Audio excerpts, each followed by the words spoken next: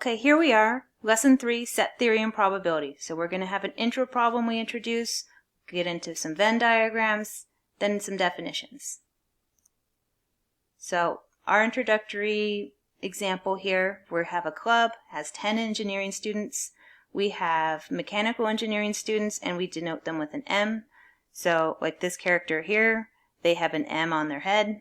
That means they're a mechanical engineering student. And then we also have international students in this group, and they're represented with a capital I. So a capital I on that torso for that individual means that student is an international student. So we have a few tasks here. We want to group the students by their groups. So we want the groups that are mechanical engineering students together. We want to put the students that are international students together. And set up our Venn diagram. So I did a little rearranging, made it bigger on the next slide. So here, as you can see, now I've scooched all of the mechanical engineering students together. So I'm going to denote this as an M. The first thing too, I'm going to say, okay, well, this is my sample space, this curly S here. So probability that I go ahead and I sample one of these 10 students, just a random sample from these 10 students, and I pick a mechanical engineering student, well, there's 5 of them out of the 10, so 0.5. If I wanted to instead look at the probability, I randomly select one student and they're an international student, so that's still 10 students. And now if I look, looks like only 4 of the students right there are international students. So that's 4 out of the 10, or 0.4. And then how many do I have that are both? So this is an intersection, so the probability that I randomly select a student that is both an international student and a mechanical engineering student, that is going to be, there's only 2 out of the 10, so 0.2. In general, when we list probabilities in a Venn diagram, we're always going to start with the inside, that intersection, and then work out from there. So in this portion here, I have just this half moon right here. I have 2 out of 10 there, so that's 0.2 as well. So now if I just were to focus on just international students, if I add these 2 together, I'm going to get 0.4. So that's back to where I was. So I have 3 students here that are just mechanical engineers and not international, so 0.3. So if I were to focus just on this entire circle for mechanical engineers, that goes back to 0.5. And then I don't want to forget the students on the outside that are neither. So they're not international students and they're not mechanical engineering students. So that's 3 out of 10 as well, or 0.3. So that is this question right here. What is the probability I randomly select a student and they are not international and they're not mechanical engineering students? That'll be 0.3. And one way to go ahead and check, hey, did I do this right? Add all the probabilities up. If they add over 1, something's gone wrong. They should add to exactly 1. So 0.2 plus 0.2 plus 0.3 plus 0.3, it does add to 1. So that is a nice way to just quickly check. One of the most common mistakes that we see is a lot of times they add to over 1. That means something went wrong. Definitely go back and check. So the Venn diagram. So we're going to start off, almost always we use like a rectangle or a square. This represents everything, so the entire sample space. So a lot of times I'll even write S for sample space on the outside, but you can put it there. So usually we're only going to deal with 2 events at once. Your Venn diagram can have as many events as you want, but it gets really tricky once you have 3 or more events, to be honest. So event A, that's just the probability that A happens. And then we're going to have a second event. It's more of an oval here. We're not going to be too picky. Most of the time when we draw it, we try to make them kind of circular, but once again, it's not too big of a deal. and event B. And as you can see, there's some overlap. So that's event A and B. And then we haven't defined this white space out here. So that's not A and not B. So another way you could write is not A and not B. And so as I suggested earlier there, the probability of everything inside this rectangle needs to add to 1. So this is the probability of everything in the sample space. 100% guarantees something there's happening. So defining my definitions and diagrams. So we like to name an event, usually with a capital letter towards the beginning of the alphabet. So we'll have event A. And it's a subset of this entire sample space, which is the rectangle. The complement of A, usually I'm going to use this A superscript C, is A complement. Sometimes you'll see people use like A prime. It's a little tricky because in math and stats, that prime could indicate other things, such as like a transpose or an inverse. We don't like to use it that much because of that reason, but you can. And so note, everything inside the rectangle, it's A or not A. So if I add the probability of A happening and I add the probability of not A happening, that probability should be 1. So then, talking about intersections here. So this is specifically talking about where things overlap. You could think of the intersection of 2 streets. So suppose you have street 1 and street 2. The intersection of those streets are where the streets overlap one another. So the intersection of events A and B, we use this like upside down U symbol. And it's basically indicating we are interested in the scenario where A and B both happen at the same time. So there are the instances where they don't have any common outcomes. So suppose I'm rolling a 6-sided dice and A is roll, just one, roll a 1. And B can be a roll an even number. Well, because neither of, you can't roll a 1 and roll an even number, these would be considered disjoint events. We also call them mutually exclusive. The intersection is the empty set because they have nothing in common. So you could draw it as them not overlapping at all. And then the union, so the events A, for events A and B, we say, oh, well, A or B. We want to know the probability that A is happening, B is happening, or both. So if at least one of the two happen, this is the union. It's in the union. So elements in A only, B only, or both. So an example that we're going to work with quite a bit in the few slides here. We have a research study here from the Pew Research Center, and they went ahead, they took a bunch of U.S. adults and polled them probably a while ago and basically asked them about their internet use. So they found that 77% of the adults that they polled indicated that they use a smartphone. 65% say, hey, we access the internet using broadband at home. And then 52% said they access the internet using both a smartphone and broadband.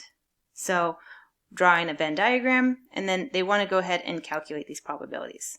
So the first thing I'm going to do is I'm going to go ahead and draw my rectangle. So I'm going to draw my curly-looking S for my sample space. Sorry about naming smartphone S, but trust me, it's probably a little more confusing if it's labeled P. So things that we can answer right away, we can look at these right away. So the probability, I randomly select a U.S. adult and find that they have a smartphone, according to this poll, it's going to be 77% or 0.77.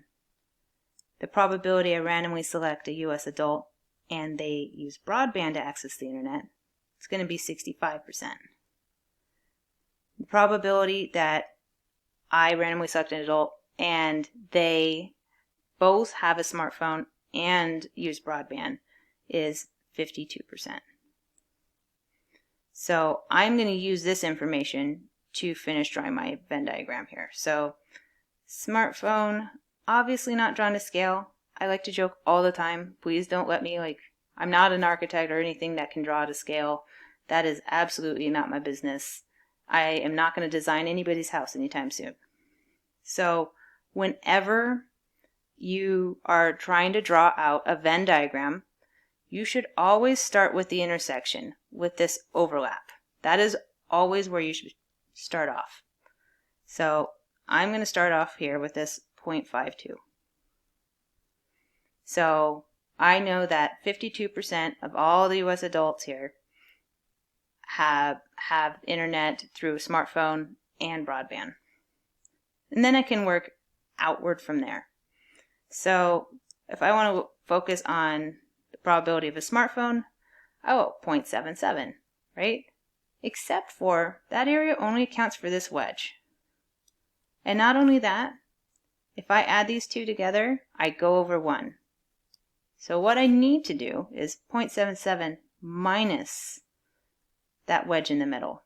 So I end up getting, 0.25. So now if I were to focus on just the smartphone circle, I could add these two together and I would get back to 0.77. So there I am there. I'm going to do the same thing for broadband. So 0.65. But once again, if I added those two, it would definitely go over 1, so minus the 0.52. So what this means, this 0.13 means 13% have broadband only. But 65% have broadband.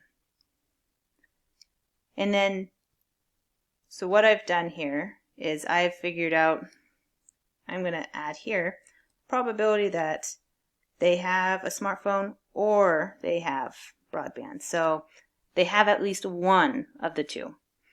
So I can add every single wedge in here. So that's 0.25 plus 0.52 plus 0.13. And I should get, I believe, 0.90.